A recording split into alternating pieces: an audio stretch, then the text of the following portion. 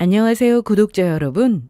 저는 경기도에서 카페를 하며 오는 손님분들과 수다 떠는 것을 좋아하는 50대 후반 여성입니다. 제가 오늘 들려드릴 사연은 제 딸의 파혼에 관한 이야기인데요. 하늘이 도와 이상한 사기꾼과 결혼할 뻔한 제 딸을 가까스로 파혼까지 시킨 기적과도 같은 이야기라고 할 수 있습니다. 제 딸은 저에게 좀 남다른 자식이었는데요. 딸이 2살 때 남편이 사고로 죽고 저 혼자 키운 저에게는 있어 제 삶의 전부이자 아픈 손가락인 하나뿐인 딸이었습니다. 처음 남편이 갑자기 하늘나라로 가버리고 딸과 남겨졌을 땐 모든 것이 막막하더라고요. 남편이 떠났다는 슬픔도 제대로 느낄 새도 없이 혼자 이 아이를 어떻게 책임져야 할지 그 고민만 가득하더군요. 남편의 장례를 치르고 난 후 딸과 먹고 살기 위해 이 일 저 일 가리지 않고 무작정 했던 것 같아요. 기술이 없으니 몸은 몸대로 힘들고 돈은 돈대로 안 되는 일만 할 수밖에 없었죠. 이런 일이라도 할 수 있음에 감사하면서요. 그마저도 딸이 어리다 보니 예기치 못한 상황이 생기면 하지 못하는 날이 많았어요. 상황이 점점 나아지기는커녕 힘들어져만 갔고 사는 것이 너무 힘들고 막막해 모든 것을 내려놓고 싶은 날이 많았습니다. 하지만 그런 날마다 딸이 눈에 밟히더라고요. 그래, 우리 딸을 생각해서 조금만 더 힘내자 하는 마음으로 버텼고 그러는 와중 봉제 공장에 가게 되었어요. 처음엔 재봉틀을 하지 못하니 재봉틀을 하는 언니들의 밑작업을 해주는 일만 했어요. 그러다 재봉틀을 배우게 되었고 저도 기술을 가지게 되었죠. 어느 정도 솜씨가 늘고 난 후엔 작은 단칸방이 있는 상가에서 일감을 받아 돈을 벌게 되었어요. 어린 딸을 돌보며 할 수 있는 저에게는 최고의 일이었죠. 그렇게 남편이 떠나고 처음으로 느낀 안정된 생활이 시작되었습니다. 아침 일찍 일어나 일을 시작해 저녁 늦게까지 했고 딸에게 일이 생겨 낮에 일을 하지 못한 날엔 새벽까지 일을 했죠. 좋은 사장님은 어느새 좋은 거래처 사장님이 되셨고 제 나이 50대 중반이 될 때까지 계속 재봉틀 일을 했습니다. 그 덕에 제 이름으로 된 집도 생겼고 더는 돈 때문에 안달이 나는 일도 사라졌죠. 삶이 그만큼 풍족해지는 사이 딸은 어느새 28살이 되었습니다. 딸이 어여쁜 꽃으로 필 동안 저는 몸이 시들어가더라고요. 네, 특히나 고생을 많이 한 어깨와 무릎이 슬슬 고장이 나기 시작한 것이었습니다. 하는 수 없이 재봉틀을 그만두게 되었죠. 제 생각으론 일을 더 해도 되는 것 같지만 제 고집대로 몸을 더 무리시켰다간 딸에게 짐이 될 수도 있었으니까요. 그렇게 평생을 해온 일을 적고 나니 삶이 무료하더라고요. 이것저것 배우기도 하고 소일거리가 있을까 하는 마음에 찾아보기도 하며 시간을 보내고 있었죠. 그러던 어느 주말 딸이 저를 어디론가 데리고 가더라고요. 기껏해야 맛집이나 데리고 가려나 생각하며 따라 나섰는데 딸이 저를 데리고 간 곳은 다름 아닌 카페였어요. 아직 오픈 전으로 곧 문을 열어도 장사가 가능할 정도로 모든 준비가 끝난 카페 말입니다. 여기가 어디야? 어디긴.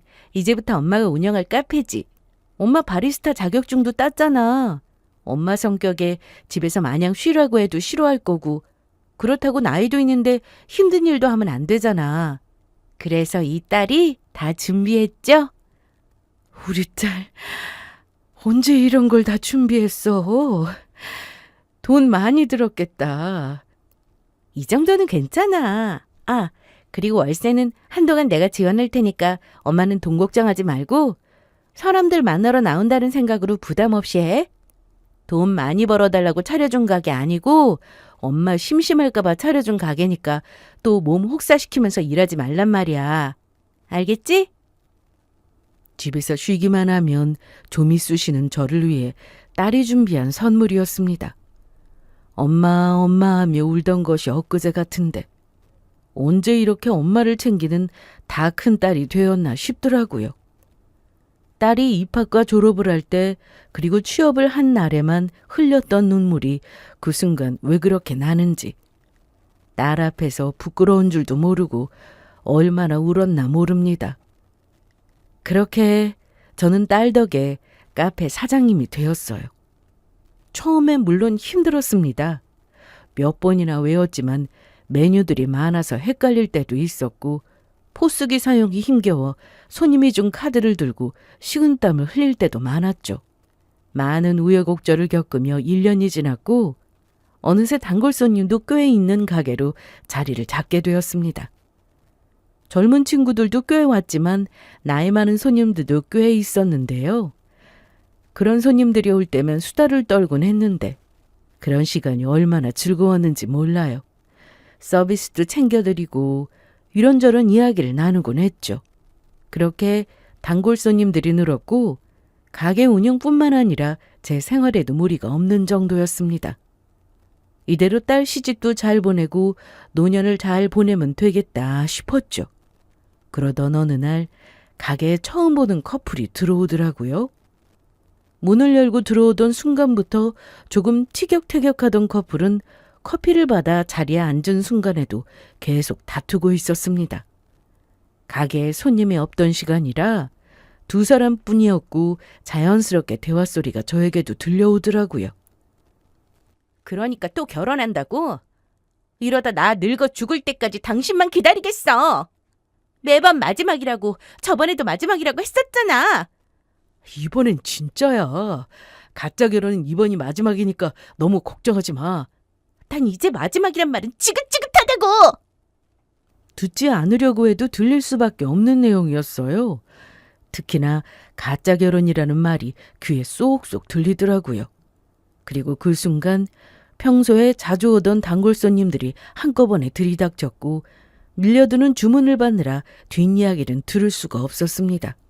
그렇게 제 기억에서 두 사람이 사라질 무렵 딸이 조심스럽게 할 말이 있다며 결혼 이야기를 꺼내더라고요. 엄마, 나도 이제 곧 30이고 더 늦기 전에 결혼할까 싶어.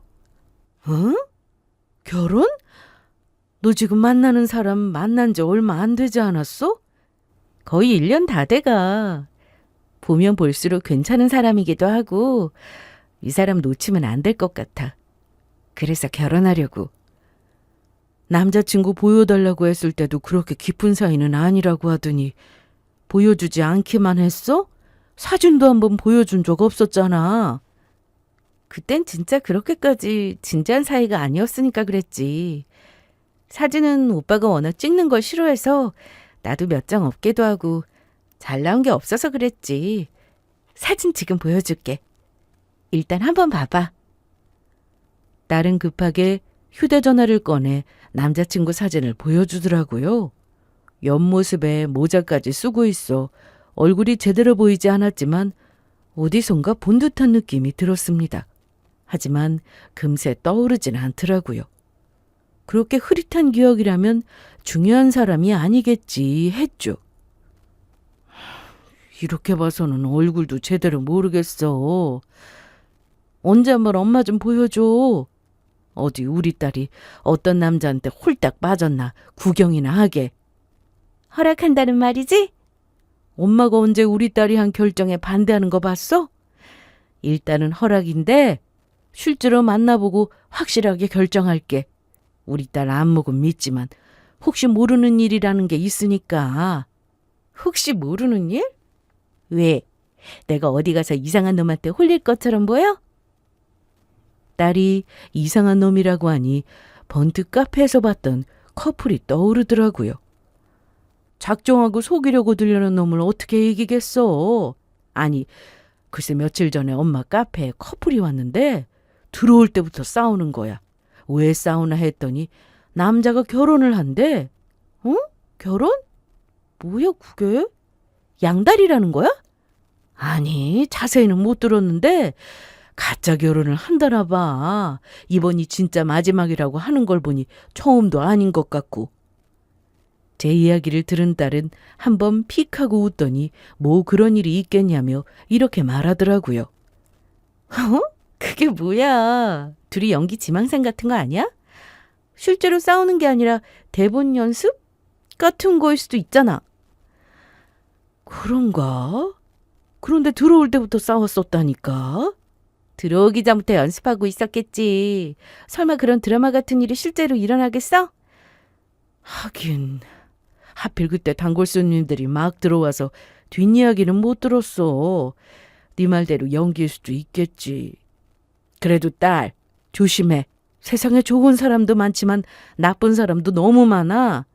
엄마, 걱정하지 마. 엄마 딸은 엄마 닮아서 그렇게 호락호락하지 않으니까. 딸의 말을 들어보니 또 그럴 수도 있겠다 싶더라고요. 그렇게 카페에서 있었던 일은 잠시 잊은 채 저는 다시 딸과 남자친구의 이야기를 이어나갔어요.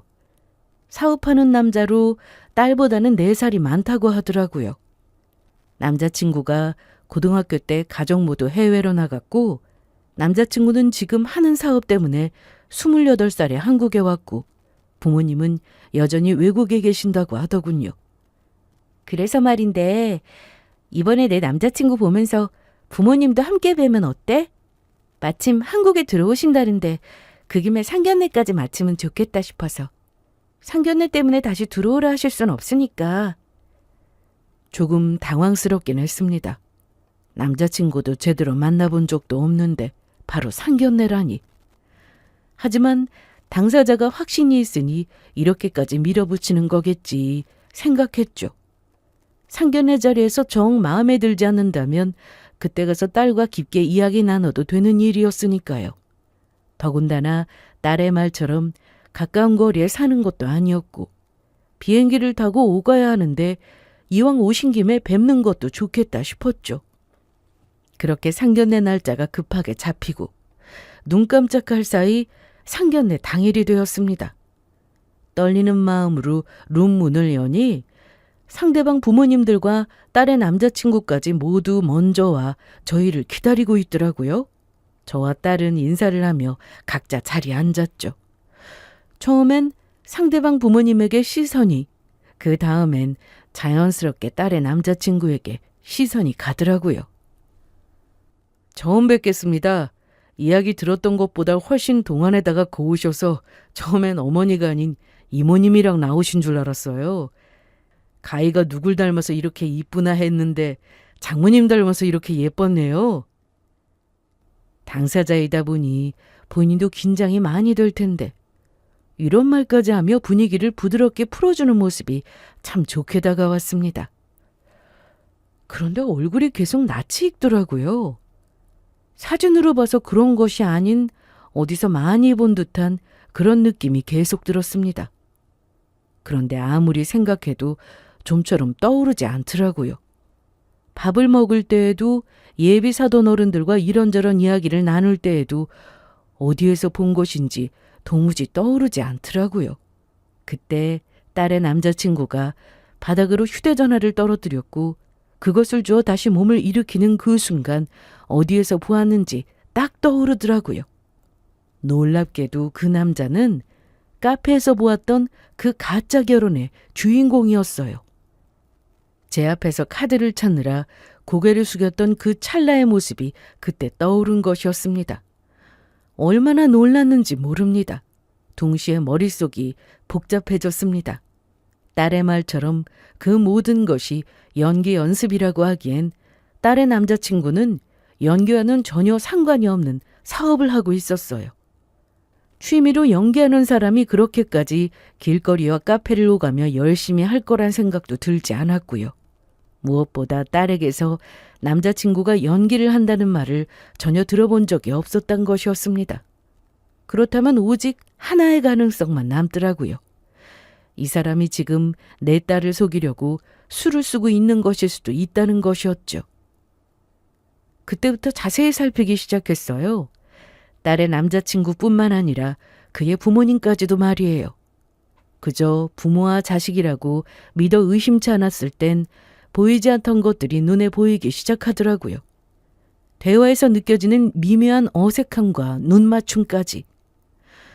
시선을 달리해서 세 사람을 바라보니 이상한 것이 한두 가지가 아니더라고요. 하지만 그 자리에서 티를 내며 이 결혼은 절대 안 된다고 고함을 칠 수는 없었습니다. 제가 들은 말로는 그 인간이 천하의 사기꾼이었지만 다른 사람을 설득할 증거나 증인이 전혀 없었으니까요. 일단 표정 관리를 하며 최대한 그 자리를 지키고 앉아 있었죠. 어째나 웃는 얼굴로 사람의 혼을 빼놓는지 다 알고 지켜보는데도 좋은 사윗감이라는 생각이 들 것만 같더라고요. 이런 모습으로 제 딸을 홀렸다고 생각하니 열이 확 올라오기도 했죠. 그렇게 인고의 시간이 끝나고 집으로 돌아온 저는 생각이 많아졌습니다. 만약에, 아주 만약에 제가 큰 오해를 하는 것이라면 정말 큰일이었으니까요. 제 예상이 맞다고 해도 증인이나 증거가 없인 딸을 설득하는 것이 힘들 것만 같기도 했으니 혼자 증거를 수집하는 수밖에 없었죠. 어떻게 해야 하나 고민하던 저는 지나가다 본 TV 프로그램이 떠올랐습니다. 탐정들이 나와서 사람을 찾아주고 하는 것이었는데 그런 분들께 의뢰를 하면 되겠다 싶더라고요. 쉽게 말하면 흥신소였죠. 실제로 이런 일을 하는 사람들이 있긴 할까 했는데 알아보니 참 많더라고요. 저는 곧장 의뢰를 했고 상황이 급박한 만큼 며칠 지나지 않아 직원분에게 빠르게 연락이 왔더라고요. 제가 운영하는 카페에서 만났고 조사 결과 제가 제대로 들은 것이 맞았습니다. 우선 사장님이 들으신 게 맞았어요. 두 사람 혼인신고만 하지 않았지 결혼한 거나 마찬가지인 사이더라고요. 사실혼이요. 그리고 사기 결혼하려고 했던 게 맞았습니다. 따님이 세 번째로 작정하고 따님분을 꿰어낸 것이더라고요. 그리고 이건 두 사람이 함께 있는 모습, 사는 집으로 들어가는 모습 등 사진이고요. 마지막으로 이건 두 사람 대화를 녹화한 것입니다. 흥신소 직원은 망설이며 저에게 녹음 파일을 들려주더라고요. 그 모습에서 대화 내용이 심상치 않은 것임을 눈치채긴 했지만 실제로 들으니 정말 가관 그 자체였습니다. 그래서 상견례를 했다고? 부모님은 알바써서? 그때 그 사람들? 또 설명하지 않아도 되고 해봤던 사람들이라 저번보다는 덜 어색하더라. 그 여자 엄마도 나 마음에 들어하는 것 같고 이제 결혼만 하면 절반은 성공이야. 이번이 진짜 마지막이지? 나 진짜 믿어도 되는 거지? 이번이 마지막이라고 하곤 또다시 다른 여자랑 결혼만 해봐? 당연하지. 나도 이제 결혼했다가 헤어지는 거 지겹다 지겨워. 나도 오죽하면 또 결혼을 하겠느냐고. 알다시피 저번에 결혼한 여자가 생각보다 돈이 너무 없었잖아. 챙긴 돈은 얼마 되지도 않았다고. 이번엔 진짜 마지막이야. 이번 여자는 돈이 많은 게 확실해? 확실하다니까. 직장도 제대로 된 중소기업이고 그 엄마도 가게 한다나 봐. 아빠가 일찍 죽어서 그런지 나한테 의지를 많이 해. 아빠 같기도 하고 오빠 같기도 하다면서. 일단 나 사업한다고 해놨으니까 결혼하고 난 뒤에 투자 좀 해달라고 구슬리면 다 해줄 것 같아. 그리고 우리 하던 대로 하면 되잖아. 투자 받고 내가 세운 페이퍼 컴퍼니하고 거래하는 척 돈 흘리고 난 후에 당신 회사는 부도 처리하는 거? 그리고 이장 이혼하고 잠수? 하긴 이게 제일 깔끔하지. 뒤탈도 적었고. 그래, 그러니까 당신도 나만 믿고 기다려. 내가 이번에 제대로 돈 쓸어올 테니까 일 끝나고 나면 해외여행이나 다녀오자. 길게. 한두 번이 아니었던 것만큼 계획도 잘 세워뒀더라고요. 남자친구란 걸 알고 들으니 저런 게 통할까 싶은데 결혼까지 한 남자에게 투자를 하는 것도 망했다는 사실도 빚쟁이들이 찾아오기 시작하니 본인을 위해 위장 이혼을 하자는 것까지도. 그 상황이 되면 다 믿을 수밖에 없을 것 같더라고요. 속이려고 작정하고 속이는 남자친구를 당해낼 수가 없을 테니까요. 무엇보다 마음이 아팠던 건 딸이 사기꾼 남자친구에게 많이 의지하고 있다는 것이었습니다. 특히나 아빠가 일찍 돌아가셔서 자신에게 더 의지한다는 말이 가슴에 사무치더라고요. 그간 제 앞에서는 아닌 척, 씩씩한 척했던 아이가 뒤에서 많이 외로워하고 의지할 곳을 찾았다고 생각하니 마음이 많이 아팠죠. 거기에다 그런 아이가 만난 사람이 하필이면 저딴 사기꾼 놈이라니 그야말로 억장이 다 무너져 내리더라고요. 모든 사실을 알고 나니 이제 딸에게 어떻게 말해야 하나 고민이 됐어요. 모든 사실을 밝혀야 하는 건 맞는데 아이가 상처를 받을 것이 너무나도 걱정이 되었으니까요. 저는 고민을 하다 술자리를 마련했습니다. 평소 술을 즐기지 않는 제가 술상을 볼 때마다 심각한 이야기를 한다는 것을 누구보다 잘 아는 딸이 긴장을 하고 앞에 앉더라고요. 엄마, 혹시 기훈 씨 마음에 안 들어? 상견례 날부터 엄마 표정이 너무 안 좋아서 그래. 오늘 이렇게 술까지 준비한 것만 봐도 그렇고. 딸은 조심스럽게 저에게 물어왔고 저는 더 조심스럽게 우선 사진을 내밀었습니다. 그리곤 이렇게 말했죠. 우선 이거 먼저 볼래? 엄마도 무슨 이야기부터 꺼내면 좋을지 모르겠어서. 제 목소리는 떨리고 있었고 딸도 걱정 가득한 표정으로 제가 건넨 사진들을 보더라고요. 한 장 한 장 차분히 사진들을 살핀 딸은 떨리는 목소리로 이렇게 물었습니다. 엄마, 이게 다 뭐야? 엄마가 기훈 씨 뒷조사라도 한 거야? 왜? 아니, 난 지금 엄마 탓을 하려는 게 아니라 엄마가 이렇게까지 행동한 거엔 이유가 다 있을 거라 생각해서 물어보는 거야. 단순히 상견례에서 본 기훈 씨가 마음에 들지 않아서 뒷조사까지 했다는 게 이상하잖아. 역시나 딸은 저에 대해서 잘 알고 있더라고요. 제가 뒷조사 같은 것을 아무 이유 없이 하지 않을 거란 사람이라는 것. 제가 뒷조사까지 했을 때는 여자 문제가 아니라 더 큰 무언가가 있을 거라는 것까지도 말이에요. 저는 호흡을 천천히 가다듬고 딸에게 모든 사실을 알려주었어요. 그게 혹시 기억해? 엄마가 카페에서 만났다는 그 커플 있잖아. 가짜 결혼 이야기 했다던 그 커플 중 남자가 네 남자친구였어. 엄마도 상견례 자리에서 보고 얼마나 놀랐는지 몰라. 그런데 네 말대로 연기 연습일 수도 있고 다른 사정이 있을 수도 있으니까 혹시 몰라서 뒷조사까지 하게 된 거야. 딸은 충격이 큰지 아무 말도 하지 못하더라고요. 그저 눈물이 그렁그렁 맺힌 눈으로 사진을 뚫어지게 보고만 있었죠. 덩달아 제 눈에도 눈물이 맺혔고 저희 모녀는 한동안 그 어떤 말도 할 수가 없었습니다. 그렇게 긴 시간이 흐른 후 딸이 먼저 말을 꺼내더라고요. 뒷조사했다면서 이게 다야? 더 있으면 보여줘. 내가 당사자인데 내가 다 알아야 할 거 아니야? 그게 녹음 파일이 있어. 두 사람이 나눈 대화 녹음한 거. 들려줘, 엄마. 나 진짜 괜찮아. 속인 사람이 잘못이지 속아 넘어간 사람이 잘못이 아니잖아. 물론 상처는 받겠지만 이딴 나쁜 놈 때문에 내 인생 망칠 생각도 없어. 잘 이겨낼 수 있으니까 그냥 보여줘, 엄마. 저는 딸의 뜻대로 흥신소 직원에게 받은 모든 것을 딸에게 보내주었습니다. 많이 울면 어떻게 하나, 충격이 클 텐데 어쩌나 걱정이 많았는데 딸은 생각보다 덤덤하게 대화 내용을 듣더라고요.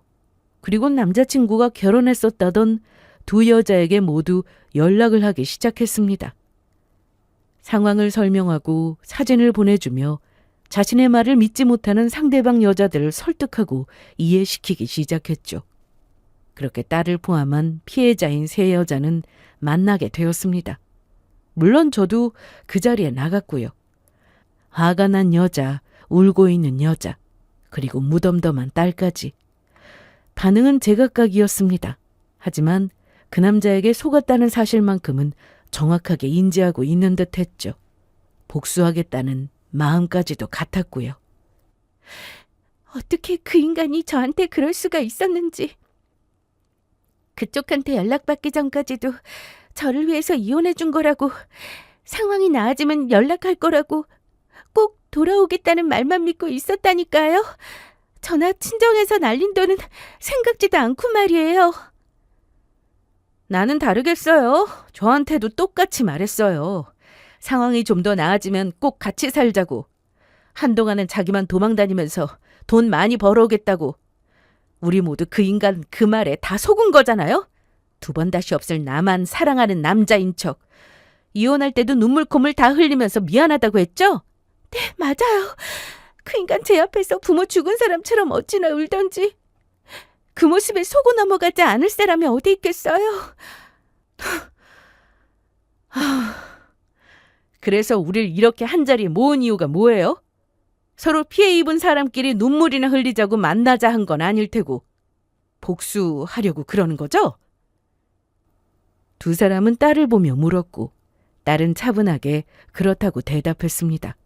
사기죄로 고소하는 것은 당연하고 다른 복수도 꼭 해야겠다고요. 그렇게 세 여자는 뜻을 모았고 저는 제 나름대로의 계획을 시작했어요.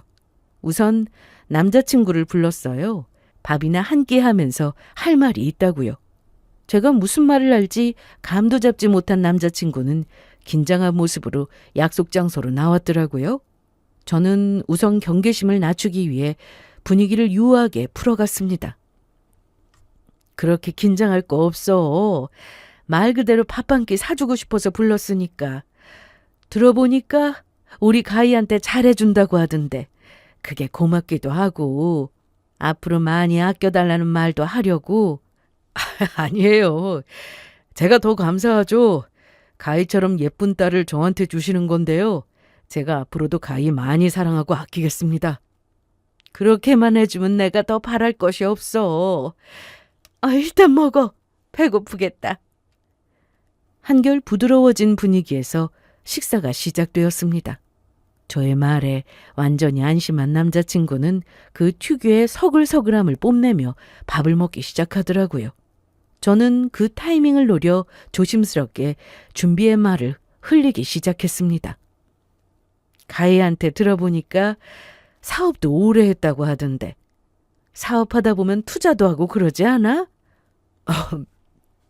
투자도 많이 하고 투자를 많이 받기도 하죠.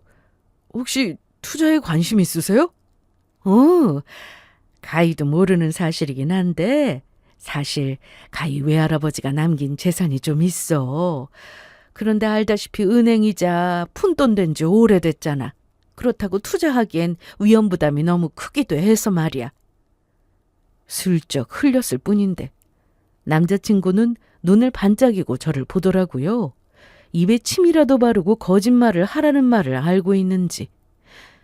입에 침을 잔뜩 바른다 싶더니 거짓말을 술술 뱉어내기 시작했죠. 장모님, 투자할 곳을 찾으시는 거면 저희 회사는 어떠세요? 마침 저희도 회사를 좀 키워보려고 하고 있거든요. 투자를 꽤 받긴 했는데 이번에 잡은 거래처가 요구하는 성금이 꽤 커서 투자자를 더 모으고 있었어요. 투자만 해주시면 제가 원금은 물론이고 은행이자하고는 비교도 안 될 수익금 보장할 수 있습니다.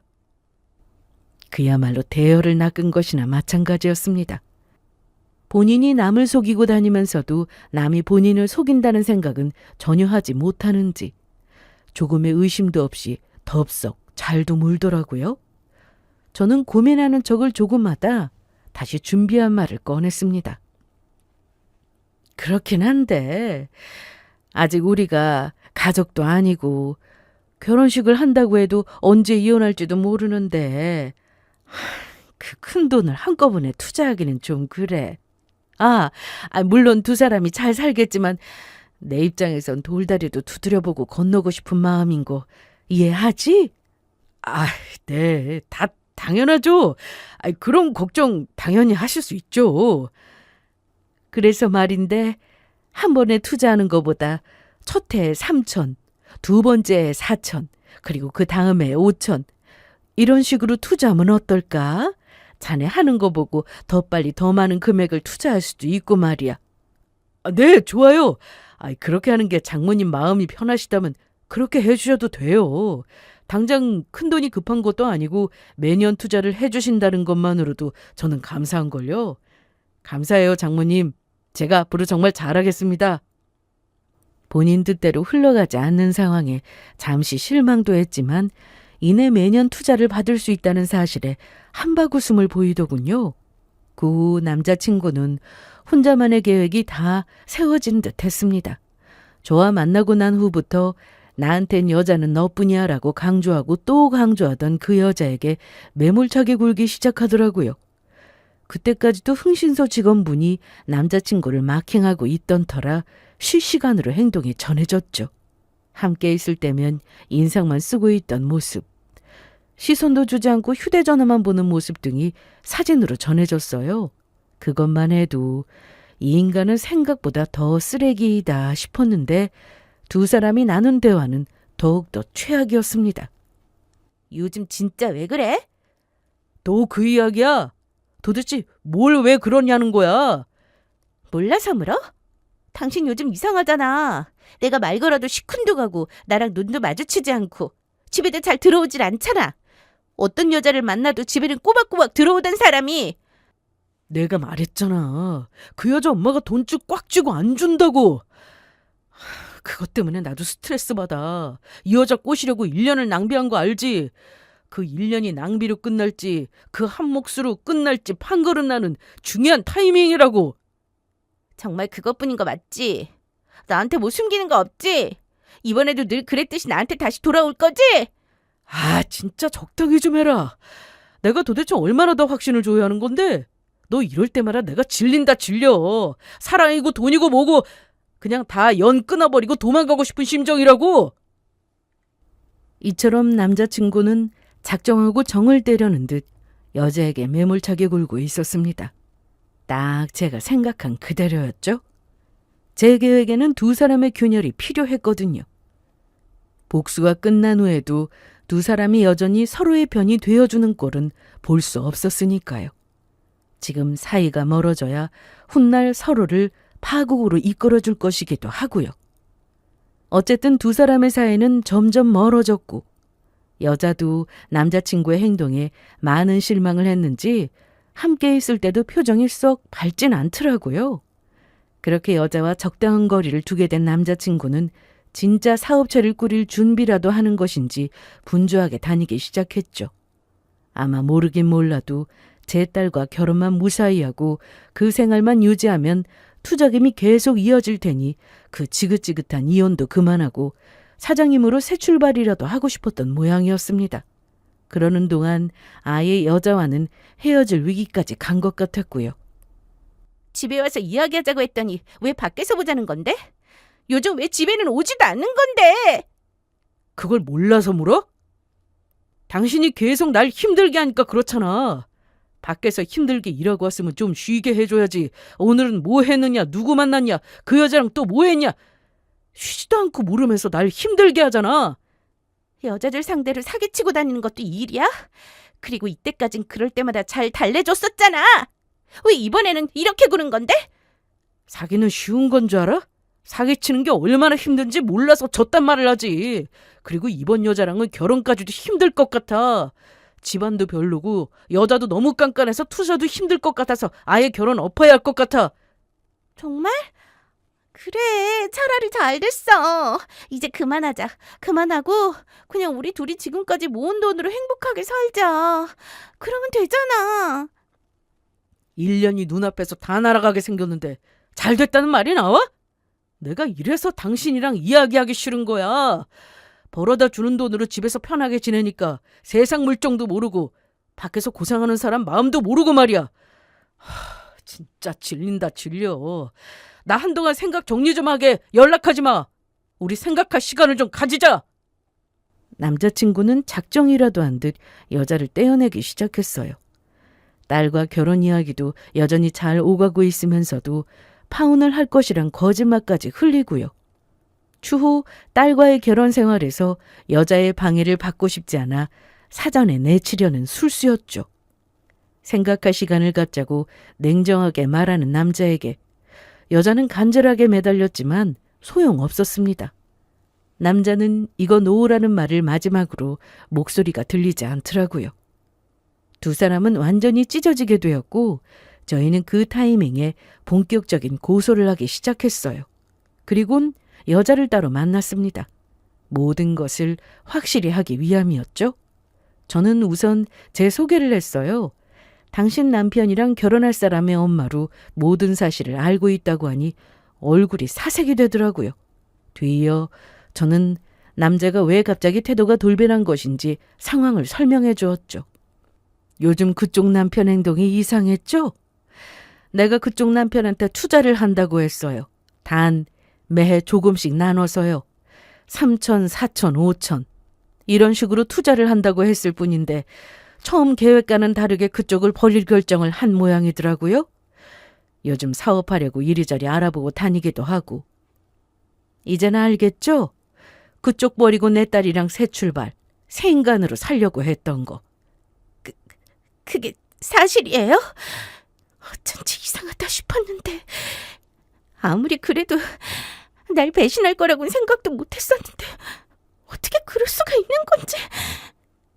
들어보니 두 사람은 10년도 더 된 사이라고 하더라고요. 함께한 세월만큼 남자를 믿었고 매번 다른 여자와 결혼해도 자신에게 돌아오니 믿어 의심치 않았다고요. 결혼 생활을 하면서도 출장을 핑계로 못해도 2주일에 한 번은 함께 지냈고 늘 연락도 잘해줬다고 하더군요.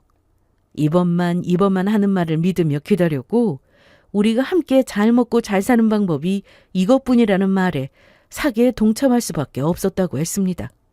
사랑하는 사람이니까요. 여자의 사정도 들어보니 같은 여자로서 안쓰럽긴 했지만 그렇다고 해서 용서할 수 있는 행동은 아니었어요. 여자도 자신이 한 잘못을 잘 알고 있었고요. 하지만 마지막까지 남자를 믿는 듯 하더군요. 지금 해준 말이 다 진실은 맞는 거죠? 아니, 믿어야 한다는 것도 알겠고 상황도 알겠는데 아직까진 미련이 남아서인지 그 말을 완전히 다 믿을 수가 없어요. 제 입장은 그래요. 앞으로 무슨 일이 일어나는지 잘 지켜보세요. 그러면 다 알게 될 테니까. 저는 여자의 마음에 불만 질러놓고 헤어졌습니다. 혹시나 여자가 남자친구에게 가서 모든 사실을 다 말하면 어쩌나 걱정을 아주 조금 하긴 했어요. 하지만 여자의 분노가 여자의 사랑보다 크다는 것을 저는 알고 있었습니다. 제 예상대로 여자는 남자친구에게 그 어떤 내색도 하지 않을 뿐더러 연락조차 하지 않았어요. 그렇게 진실이 하나둘 밝혀지는 사이 본격적인 조사가 시작되고 두 사람 다 경찰서로 잡혀가게 되었죠. 경찰서에서 옛 부인들과 제 딸을 만나게 된 남자친구는 어떻게 해서든 그 상황을 조금이라도 모면하고 싶었는지 여자의 탓으로 돌리기 시작하더군요. 이게 전부 저 여자가 시켜서 한 짓이었어요. 저 여자가 다 계획 세우고 저는 대본 짜준 대로 한 것뿐이라고요. 통장 내역 조사해보면 알 거예요. 입금 받으면 모조리 다 저 여자 통장으로 넣었다고요. 저 혼자 살자고 모든 죄를 여자에게 덮어 씌우는데 제가 다 혀끝을 찾으더라고요. 여자도 실망하긴 매한가지였습니다. 저에게 모든 사실을 전해들을 때에도 마지막 희망을 놓지 않고 있던 사람이었는데 남자친구가 저런 식으로 나오니 모든 정이 다 떨어진 듯 그간 있었던 모든 일을 다 털어놓더라고요. 저 인간이 하는 말 다 거짓말이에요. 우리 사실혼 관계로 같이 산 지 10년도 지났고요. 먹고 살려면 이 방법밖에 없다고 결혼하고 이혼하고 그렇게 사기치고 다녔다고요. 위자료 같은 거 주면 안 되니까 일단 사업 목적으로 투자부터 받고 내 명의로 된 사업체가 거래처인 척 돈 넣고 대충 구색 맞은 물건만 회사에 갖다 놓고 망했다고 거짓말하는 거죠. 사람들 써서 사채업자인 척 한 달 집으로 찾아가서 괴롭혀주고 그 문제 때문에 이혼하자고 하면 100이면 100 다 깔끔하게 합의 이혼했었다고요. 그걸 네가 다 시킨 거잖아. 이 와중에도 거짓말을 하고 싶어? 네가 나한테 이렇게까지 하고 싶냐고. 그리고 네가 다 말이 진실이라고 치자. 너는 생각이 없어? 바보야? 사귄 거 뻔히 알면서 그걸 왜 시키는 대로 하고 있어? 그리고 시키는 대로 했다고 해서 죄가 없는 게 아니야. 알고나 나한테 다 뒤집어 씌워. 똘똘 뭉쳐 사기를 칠 땐 언제고. 사이에 금이 가고 흩어지기 시작하니 서로를 찌르기에 그만한 무기가 또 없더라고요. 어떻게 그 사기가 시작되었는지, 그동안 얼마를 해먹었는지 등 세세한 방법을 자세히도 실토하더라고요. 서로에게 죄를 뒤집어 씌우기 위해서요. 말 그대로 두 사람은 스스로 파국의 길로 들어선 것이었습니다. 따로 추궁을 할 필요도 없었어요. 사기를 쳐서 벌어들인 돈은 어느 계좌에 숨어 있는지, 누구의 명의로 뭐가 얼마나 있는지 다 밝혀주었습니다. 그러는 사이 2명의 피해자가 경찰서에 도착했고, 경찰서 안은 그야말로 파국의 중심지가 되었죠. 한 여자는 머리채를 잡고 한 여자는 정강이를 걷어차고 난리도 아니더라고요. 한참을 남자친구를 쥐잡듯이 잡은 두 여자는 경찰분들이 진정 좀 하시라며 데리고 나갔고, 그때가 기회라고 생각했는지 남자친구는 제 딸 앞에 와서 무릎 꿇고 빌기 시작했어요. 가희야, 내 말 좀 들어봐. 이거 전부 오해야. 물론 내가 저 여자들이랑 결혼하고 이혼한 것도 맞는데 그건 전부 저 여자가 시켜서 그랬던 거라고. 10년을 만난 여자가 시키는 일이니까 나쁜 짓이란 걸 알면서도 어쩔 수 없이 한 거였어. 그러다 널 만난 거고 진심으로 너를 사랑했어. 눈물로 호소하며 제 딸에게 매달리는데 앞서 사기를 당한 여자들이 한 말이 무슨 뜻인지 알겠더라고요. 골군 눈물을 뚝뚝 흘리며 어찌나 간절하게 매달리는지. 아무것도 모르는 여자들이 본다면 불쌍하다, 진심이라 생각할 수밖에 없는 모습이었죠. 하지만 그런 여자들과 제 딸은 상황 자체가 달랐습니다. 남자친구가 사기를 치려고 접근했다는 것도 알고 있었을 뿐만 아니라 애초에 이 판을 짠 것이 저와 제 딸이었으니까요. 남자친구의 간절하고도 애절한 매달림에도 제 딸은 눈 하나 깜빡하지 않고 그 손을 뿌리쳤어요. 그리곤 꽉 쥔 주먹을 치켜들어 그대로 남자친구의 얼굴에 꽂아버리더군요. 둔탁한 소리와 함께 남자친구는 얼굴을 부여잡았고 딸은 그 모습을 여유롭게 내려다보며 말했죠. 네가 우리 엄마가 말한 투자금 때문에 그러나 본데 애초에 그런 돈은 없었어. 그리고 아직도 모르겠어? 네가 여기까지 끌려오게 된 것, 네가 속인 여자들이 여기까지 오게 된 것, 그 모든 게 다 나랑 우리 엄마가 세운 계획이야. 뭐? 그러면 내가 너한테 사기치고 있다는 걸 다 알았단 말이야? 저 여자들도 처음부터 다 알고 있었던 거고? 뭐야, 그러면 내가 너한테 사기를 친 게 아니라 네가 나한테 사기를 친 거잖아. 너랑 같은 인간으로 엮지 마. 기분 나쁘니까. 난 너를 진짜 사랑했고 너란 인간의 정체도 모르고 결혼까지 하려고 했었다고. 그러니까 죄 하나 덜어보려고 노력하지 말고 네가 지은 죄값 달게 받아. 그쯤 했으면 포기하고 벌받을 날만을 기다리며 반성해야 할 텐데. 남자친구, 아니 딸의 전 남자친구는 끝까지 딱 잡아떼더라고요. 아니 글쎄, 내가 저지른 일이 맞긴 하지만 다 저 여자가 시킨 거라니까. 죄값 받을 거야. 받아야지. 내가 죄값 다 받고 새 사람 돼서 찾아갈 테니까 그때 우리 다시 시작하자. 가희, 너도 날 사랑한 마음만큼은 진심이라고 했잖아. 어처구니가 없는 말에 딸은 더욱더 깊은 분노를 느낀 듯 하더라고요. 다시 자신을 붙잡은 손을 뿌리치며 더욱더 단호하게 답했습니다. 야, 내가 분명히 말할 테니까 잘 들어. 과거엔 널 사랑하는 마음이 내 진심이었을지 몰라도 이제 널 증오하는 마음이 내 진심이야. 그러니까 내 진심 꼭 기억하고 다신 나한테 찾아올 생각하지 마. 아니, 아예 관심을 꺼. 알겠어? 만약 나한테 연락하거나 찾아오면 곧장 스토킹으로 신고해서 콩밥도 먹여줄 테니까. 딸의 단호하다 못해 무서운 모습에 전 남자친구도 입을 다물고 고개를 숙였습니다. 그때 이 모든 모습을 지켜보고 있던 여자가 무서운 속도로 다가와 누가 말릴 새도 없이 전 남자친구의 머리채를 잡더군요. 이게 끝까지 날 배신해? 네가 그러고도 인간이야? 어떻게 끝까지 그렇게 나를 실망시킬 수가 있어? 어떻게 내가 보는 앞에서 이 여자한테 매달릴 수가 있냐고! 무려 10년을 네 곁에서 내가 어떤 마음으로 기다렸는데 이 나쁜 누가 기다리래? 네가 좋아서 기다린 거면서 이제 와서 누굴 탓해?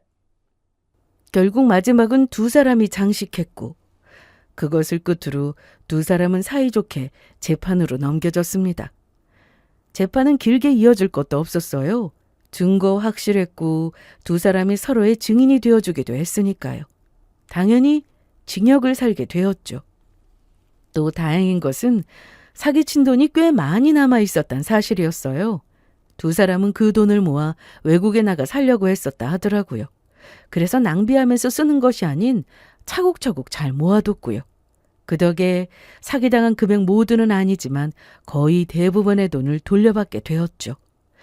긴 세월에 걸쳐 사기를 치며 번 돈을 다 날리고 징역을 살게 된 것도 모자라 항상 곁에 있었던 사람마저 완전한 적이 되었으니 두 사람에게 그것보다 더 나락은 아마 없을 것입니다.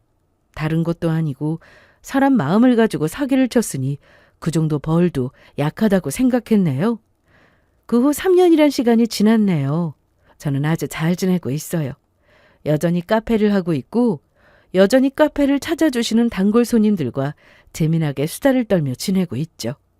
어쩌면 여러분이 가장 궁금해하실 제 딸도 아주 잘 지내고 있습니다. 내심 한 번의 큰일로 인해 다신 연애도 하지 않는다고 하면 어쩌나 걱정했는데 요즘 연애를 하고 있더라고요. 그 남자친구는 처음부터 저를 소개해 주어 인사를 나눴었는데요. 딸과 같은 회사에 다니는 남자로 제가 보기엔 참 괜찮은 사람 같아요. 인상이 선하고 웃는 모습 어린아이처럼 해맑은 것이 맑은 사람 같습니다. 무엇보다 딸과 함께 있을 때 딸을 사랑하는 것이 다 보여 참 보기가 좋더라고요. 이대로 결혼까지 간다며 더할 나위 없이 좋겠지만 제가 나선다고 해서 일이 빠르게 진전되는 것도 아니고 딸의 의사가 가장 중요한 것이니 묵묵히 기다려보려고요. 이번에 큰일을 겪으며 남편 생각이 참 많이 났는데요. 그날 제 카페로 두 사람을 보내준 것이 어쩌면 남편이 아닐까 싶더라고요. 그렇지 않고서야 한 동네에도 카페가 넘쳐나는 요즘에 두 사람이 가짜 결혼을 언급하며 처음 보는 제 카페에 오는 행운이 있을 리가 없었을 테니까요. 그래서 저는 오늘도 하늘을 보며 남편에게 고맙다는 말을 전했어요. 언제까지나 저와 딸을 지켜달라는 말과 함께요. 제 사연은 여기까지인데요. 나이 많은 사람의 이야기가 여러분께 지겹진 않았을까 걱정이 되기도 하네요. 끝까지 제 이야기를 함께 해주신 모든 분께 감사하다는 말을 전하며 저는 이만 물러가 볼게요. 모든 가정에 평화가 깃들길 바라며 다들 행복하시길 바랍니다.